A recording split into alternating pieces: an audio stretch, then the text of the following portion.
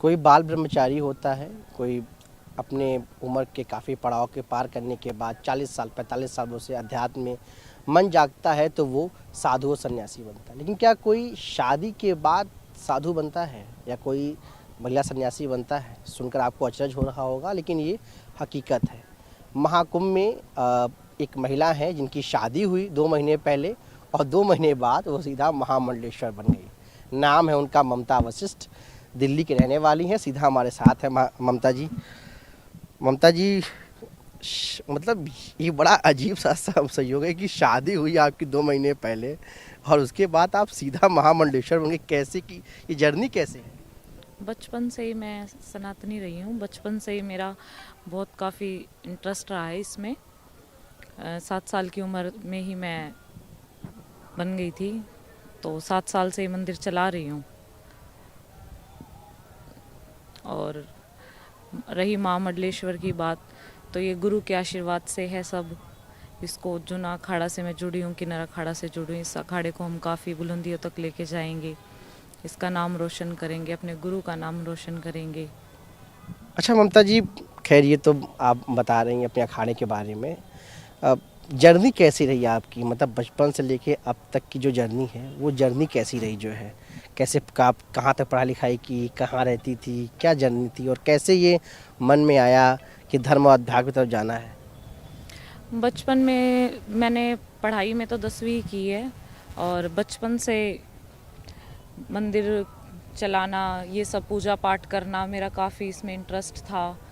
फिर कुछ माँ बाप ने भी सपोर्ट किया, कुछ संघर्ष भी किया मैंने।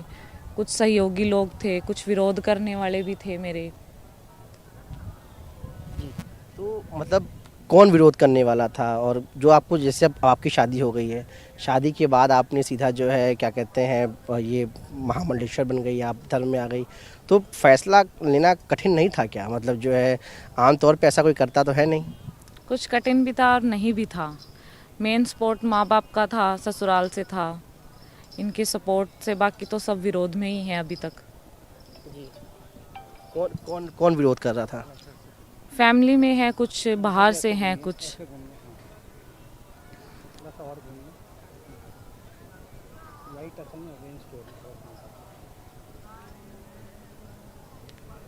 तो जी। कौन, मतलब कौन सपोर्ट था, किसका सपोर्ट मिला, किसने विरोध किया? स्पोर्ट में तो सिर्फ माँ बाप ही खड़े हैं, हस्बैंड खड़ा है, ससुराल से खड़े हैं। विरोध में तो सभी हैं, आसपास से भी हैं, परिवार से भी हैं, जो इस चीज़ को अलाउड नहीं कर रहे हैं। तो कि उनका क्या कहना है? उनका कहना है कि अपना संसारिक जीवन जियो, साधु संत की लाइन में क्यों जा रहे हो, अपना शादी किए संसारिक जीवन जियो अच्छे से, इसमें कुछ नहीं रखा है। जिनको जानकारी नहीं है वो तो विरोध में ही खड़े हैं, पर ये मेरी नज़र में तो गलत ही है। अच्छा, तो आपने ममता जी पढ़ाई लिखाई कहाँ तक की जो है? पढ़ाई लिखाई तो मैंने 10वीं ही की है। 10th पास? हाँ जी।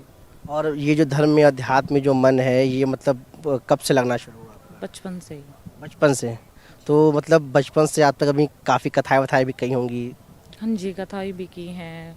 बहुत नेगेटिविटी होती है, जैसे इसका भी किया है, संतान का भी काम किया है, जिसको संतान नहीं हो रही है और किसी के घर में नेगेटिविटी है या किसी के अंदर नेगेटिविटी है, इसके भी करे हैं उद्धार। अच्छा, तो देखिए ममता जी हमारे साथ, ममता जी के पति भी हैं संदीप जी यहाँ पे हैं, उनसे भी बातचीत करने की कोशिश करते हैं। संदीप भाई, पूछा नहीं आपने ममता जी से कि जब महामंडलेश्वर बनना शादी काहे कर लिया? देखो, शादी तो सब परमात्मा ऊपर से ही लिख के भेजता है। हमारा सहयोग था तो मुलाकात हुई हमारी। माँ बाप ने एक दूसरे के पिताजियों को, इनके पिताजियों से बात करी, हमें चुना, तो हो गया विवाह। अच्छा संदीप भाई, हमको पता चला कि आप प्रधान हैं वहाँ पे, तो एक एक जो है आध्यात्मिक कार्यों में, एक सामाजिक कार्यों में, हालांकि दोनों जुड़ा है समाज से ही। देखो, प्रधान तो क्या ऊपर वाला बनाता है, जी। और ये ऊपर वाले के सेवक हैं, अच्छा। तो मैं भी इसी रास्ते पे चल पड़ा। अच्छा, ममता जी एक निजी सवाल है, शादी मतलब अपने से हुई, मतलब अपने मतलब लव मैरिज हुई थी या परिवार वालों की? परिवार वालों की अरेंज।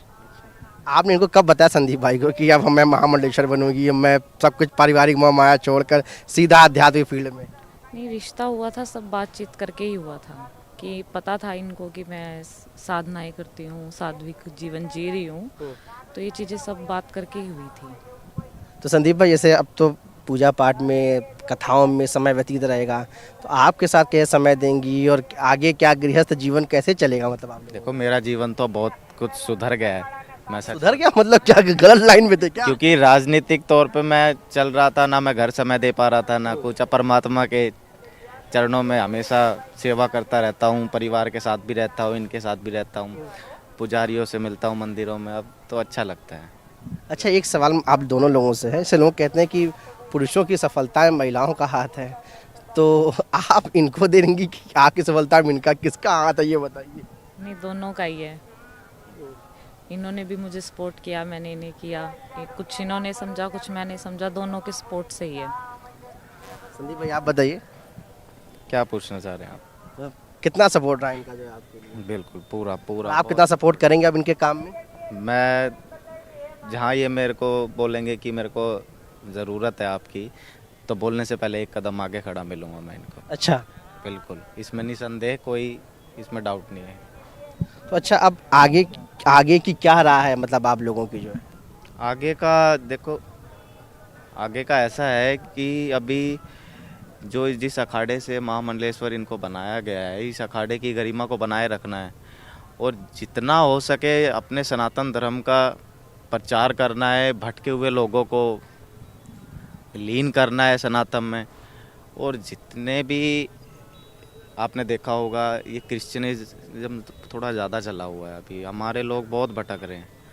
तो अच्छा ममता जी, बात ये बताइए कि जैसे आपकी उम्र अभी शायद 24-25 साल है और पूरा जीवन बाकी है जो है, तो आप मतलब जो है, कई युवा भी आ रहे हैं, हम किसी माघ मेले में देख रहे हैं, कई लोग आ रहे हैं, कुछ लोगों के बारे में पता चल रहा है कि वो ऐसे साधक बनने चले आए, उनका मन ही नहीं था। तमाम साधु संत से बात होती है, वो ये कहते हैं। आपकी इस पर क्या राय है कि मतलब कब इंसान को जो है वाकई साधु बनने में आना चाहिए? ऐसे देखी देखा लोग चले आ रहे हैं, या कुछ कई ऐसे युवा हैं जो बस वाकई उनके अंदर इच्छा भी है?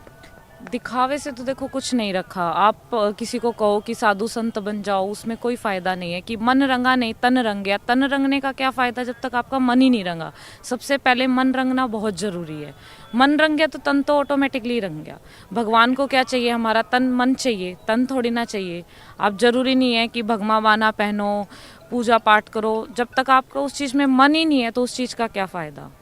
सर, एक चीज़ आप ये बताइएगा कि अब जब शादी विवाह आप कर चुकी हैं, पूरा पूजा पाठ में लीन है, गृहस्थ जीवन का जो जर्नी है उसे कैसे पूरा करेंगी हम? मतलब ये भी निभाएंगे। भगवान ये थोड़ा ना कहता है कि आप गृहस्थ जीवन में मत जाओ। सबसे कठिन तपस्या गृहस्थ जीवन की ही है। कि एक होता है तप और एक होता है ताप। तप में तो इंसान अपने लिए एक जगह बैठ के कर लेगा, पूजा पाठ करेगा, आराधना करेगा, वो तो तप हो गया। सबसे बड़ा ताप है ये कि अपना गृहस्थ जीवन साथ लेके चलो। ये सबसे बड़ा धरती पे ताप माना गया। भगवान ने कहा कि तप में इतनी शक्ति नहीं होगी जितनी ताप में शक्ति होगी। अच्छा, अब आगे की राह आपकी क्या है? आगे क्या प्लान है आपको? क्या करना है? क्या उद्देश्य? आगे की यही है कि अपने अखाड़े को बहुत आगे तक लेके जाएंगे। इनका नाम रोशन करना है, अपने गुरु का नाम रोशन करेंगे, अपने सनातनी को बढ़ाएंगे। जो लोग भटके हुए हैं आजकल, आपने देखा है कि लोग पैसा लेके धर्म परिवर्तन करा रहे हैं, ये चीज़ें गलत हैं। तो इस पे रोक लगाएंगे। जहाँ तक लड़ाई लड़ी जाएगी वहाँ तक लड़ेंगे, इसको रोकेंगे। बिल्कुल। तो देखिए, ये थी ममता वशिष्ठ और ये थे संदीप वशिष्ठ। ममता जी को कल अब महामंडलेश्वर बनाया गया है किन्नर अखाड़े में, और उनका साफ तौर पे कहना है कि शादी के बाद से नहीं, पहले से उनका अध्यात्म में मन था और वो सामाजिक कार्यों में धर्म, सनातन के प्रति लोगों को लिए जगाने के लिए, धर्म के लिए काम करने के लिए लगातार आगे भी काम करती रहेंगी। महाकुंभ से अपने सहयोगी सचिन गुप्ता के साथ पल्लव मिश्रा, NTV इंडिया।